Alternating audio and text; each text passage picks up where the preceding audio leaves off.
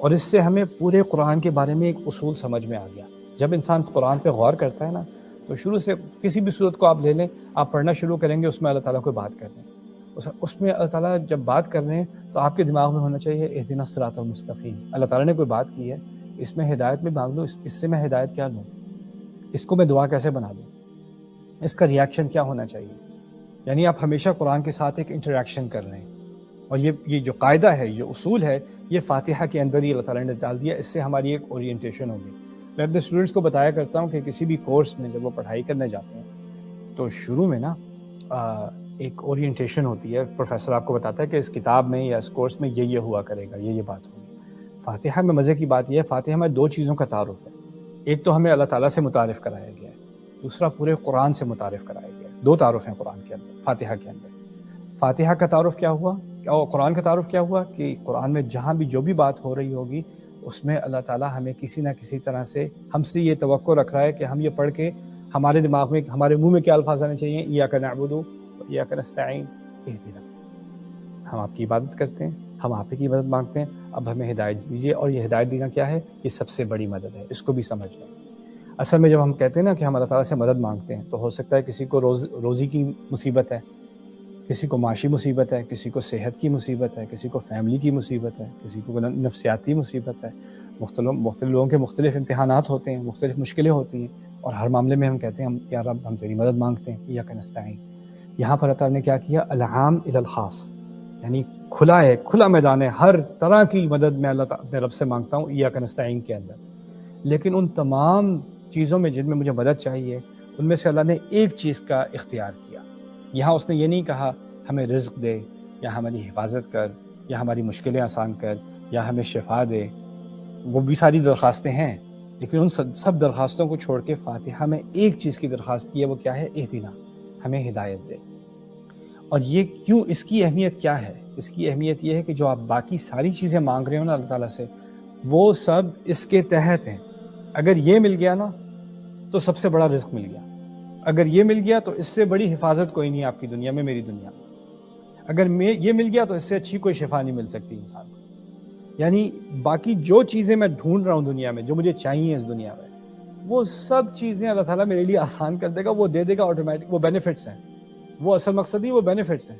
اصل چیز کیا ہے، اگر یہ چیز ایک اللہ دے دے تو وہ باقی سارے مسئلے حل، اور وہ ہوگی ہدایت، اہدنا۔ آخری بات جو میں آپ سے آج کرنا چاہ رہا ہوں وہ ہے ہدایت اور علم کا فرق۔ لوگوں نے عام طور پر اس چیز کو کنفیوز کیا ہے کہ ہدایت اور علم میں کیا فرق ہے۔ اب میں اللہ تعالیٰ سے ہدایت مانگ رہا ہوں، ٹھیک ہے نا، اور کوئی کہے ماشاءاللہ اس کے پاس بڑی ہدایت ہے، ہم سمجھتے ہیں اس کے پاس بہت علم ہے، وہ جانتا بہت ہے۔ اصل میں ان دونوں میں بہت بڑا فرق ہے۔ اب جب اگلی دفعہ آپ اللہ تعالیٰ سے مانگیں گے نا ہدایت، تو اس چیز کو سامنے رکھنا۔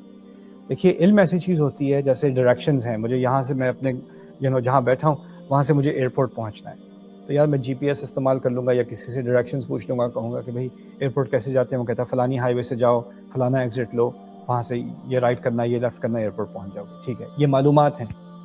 اب یہ معلومات جب میرے پاس ایک دفعہ آ گئیں، یا میں نے لکھ لیں، اسٹور کر لیں، اب مجھے بار بار اس کی ضرورت نہیں پڑے گی۔ ایک دفعہ پتہ چل گیا تو پتہ چل گیا، معلومات ہیں۔ اگر کسی بچے کو آپ نے ایک دفعہ سکھا دیا 2 + 2 = 4، بار بار سکھانے کی ضرورت نہیں ہے، ایک دفعہ علم آ گیا تو آ گیا۔ اگر آپ نے سیکھ لیا آگ جلاتی ہے، ایک دفعہ سیکھ لیا انسان نے تو سیکھ لیا، اس کو بار بار سیکھنے کی، اس کو دہرائی کرنے کی، صبح اٹھ کے اس کا ورد کرنے کی ضرورت نہیں ہے، ایک دفعہ علم آ چکا تو آ چکا۔ علم کی حیثیت یہی ہے، اور علم کیا ہوتا ہے، وہ بڑھتا رہتا ہے۔ علم پہلے بنیادی ہوتا ہے، پہلی جماعت کا علم، پھر دوسری جماعت، 3rd گریڈ، 4th گریڈ، پھر کالج یونیورسٹی کا علم اس سے زیادہ، پھر ماسٹرز ڈگری کا اس سے زیادہ، پھر PhD کا اس سے زیادہ۔ علم میں ترقی ہوتی جاتی ہے، اور انسان کے تجربے کی وجہ سے، اس کی عمر کی وجہ سے انسان میں علم کا اضافہ ہوتا چلا جاتا ہے۔ یعنی وہ جو علم آپ کا 10 سال پہلے تھا، وہ اب نہیں ہے، آپ زیادہ جانتے ہیں۔ جو علم جو آپ 10 سال کے تھے اور جب آپ 20 سال کے ہو تو آپ کے علم میں فرق آیا۔ لیکن ہدایت بالکل ہی الگ چیز ہے۔ پہلی چیز سمجھنے کی یہ ہے کہ ہدایت میں اضافہ نہیں ہوتا اس طرح کہ ایک دفعہ اضافہ ہو گیا تو اب کمی کی طرف نہیں آئے گا، وہ ہوتا ہی رہے گا۔ نہیں، ہدایت اوپر جاتی ہے، نیچے آتی ہے، پھر اوپر جاتی ہے، پھر نیچے آتی ہے۔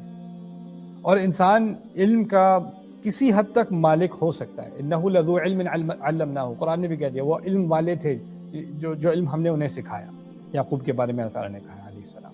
یعنی انسان کے لیے ممکن ہے کہ وہ کسی علم کا مالک ہو سکتا ہے، کوئی فزکس کا ایکسپرٹ بن سکتا ہے، کوئی میڈیسن کا ایکسپرٹ بن سکتا ہے، لیکن ہدایت ایسی چیز ہے کہ آپ اس کو اون نہیں کر سکتے۔ فاتحہ میں ہم اللہ تعالیٰ سے ہدایت مانگ رہے ہیں، اور مانگی وہ چیز جاتی ہے جو آپ کے پاس نہ ہو۔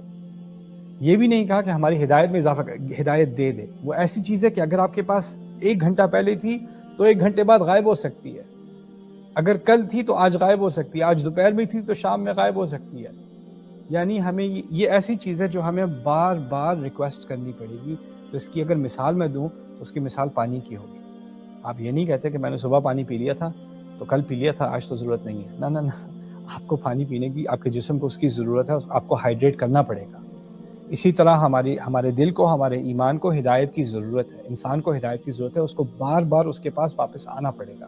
تو اس کا علم سے یہ ایک بہت بڑا فرق ہے کہ علم میں اضافہ ہوتا ہے آٹومیٹکلی، آپ سیکھتے ہیں، پرانی بات رہتی ہے، اس کے اوپر اس کے نئی بیس بنتی ہے، لیکن ہدایت ایسی چیز ہے کہ کبھی کبھی انسان کو واپس بنیادی بات پر آنا پڑتا ہے، اور اس میں ایک فلکچویشن ہوتی ہے، اونچ نیچ ہوتی ہے۔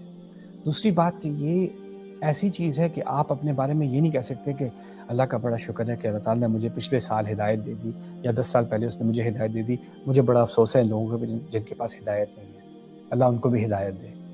دیکھیں، آپ نے یہ اسوم کیا ہے، اپنے بارے میں گمان کیا ہے کہ وہ ایک ایسی چیز ہے جو اللہ تعالیٰ نے آپ کو دے دی اور آپ کے پاس ہے، اب آپ سے کہیں نہیں جاتی وہ۔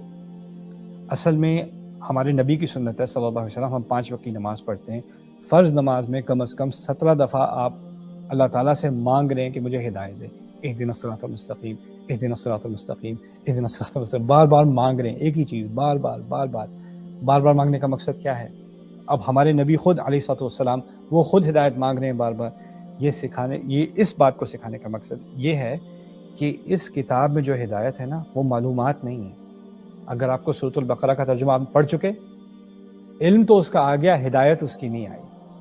سورۃ الناس آپ نے پڑھی ہوئی، یاد کی ہوئی ہے، اس کا علم تو آپ آسانی سے، آپ عربی سیکھ لیں یا عربی نہ بھی سیکھیں، ترجمہ یاد کر دیں، آپ کو پتہ چل جائے گا سورۃ میں کیا بات ہو رہی ہے، لیکن وہ معلومات ہیں، وہ ہدایت نہیں ہے۔ ہدایت ایسی چیز ہے جس کا صرف عقل پہ نہیں، دل پہ بھی اثر ہوتا ہے، اور وہ ایسی چیز، قرآن نے اس کو ایسی چیز بنایا ہے کہ مجھے اس کے پاس بار بار جانے کی ضرورت ہے، اور اس کا جو اثر، وہی آیت ہے، میں وہی آیت پڑھ رہا ہوں، لیکن اس کا جو اثر میں نے پچھلی دفعہ پڑھی تھی، جو اثر اس وقت ہوا تھا، اس وقت اس کا کوئی اور ہی اثر ہو رہا ہے، پھر اس کے بعد کوئی اور ہی اثر ہو رہا ہے، پھر اس کے بعد کوئی اور ہی اثر ہو رہا ہے۔ یعنی اس قرآن کی جو رینیول ہے، جو اس کی ریفریش ریٹ ہے، اس طرح سمجھ لیں میرے ساتھ، وہ بار بار اس کا میرے ساتھ تعلق جو ہے وہ ریفریش ہوتا چلا جاتا ہے، اور اسی لیے اس کے جواب میں، اہدنا الصراط المستقیم کے جواب میں باقی قرآن ہے۔ جس سیدھے راستے کی ہم نے ہدایت اللہ تعالیٰ سے مانگی ہے، وہ سیدھا راستہ اصل میں قرآن میں آرٹیکولیٹ ہوا ہے، اور اس سیدھے راستے کا ایک بہت بڑا حصہ دعائیں ہیں۔